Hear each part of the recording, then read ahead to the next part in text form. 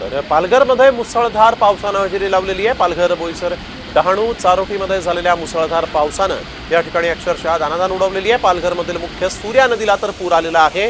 पावसामुळे शेतकऱ्यांमध्ये मात्र आनंदाचं वातावरण दिसतंय। भात शेतीच्या कामालाही आता वेगानं सुरुवात झाली आहे।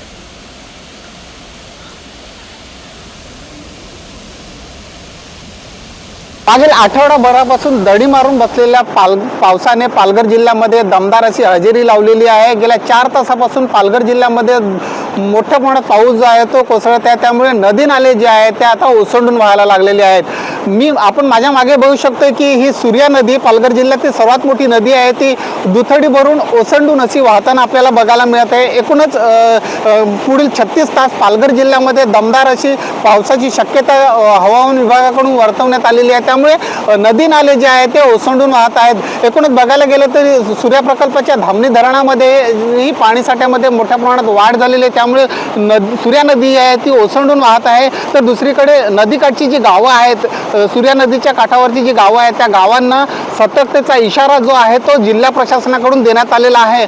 मात्र असाच पुढे पाऊस जर सुरू राहिला तर पालघर जिल्ह्यातील जनजीवन जे आहे ते विस्कळीत व्हायला वेळ लागणार नाही। मात्र दुसऱ्या बाजूला बघायला गेलं तर जे सखल भाग आहे त्या सखल भागांमध्ये किंवा पालघर जिल्ह्यातील ज्या छोट्या नद्या आहेत त्या छोट्या नद्यांना मोठ्या प्रमाणात पूर आल्याने रस्त्यावर पाणी आलेलं आहे। त्यामुळे काही गावांचा संपर्क देखील तुटलेला आपल्याला बघायला मिळत आहे।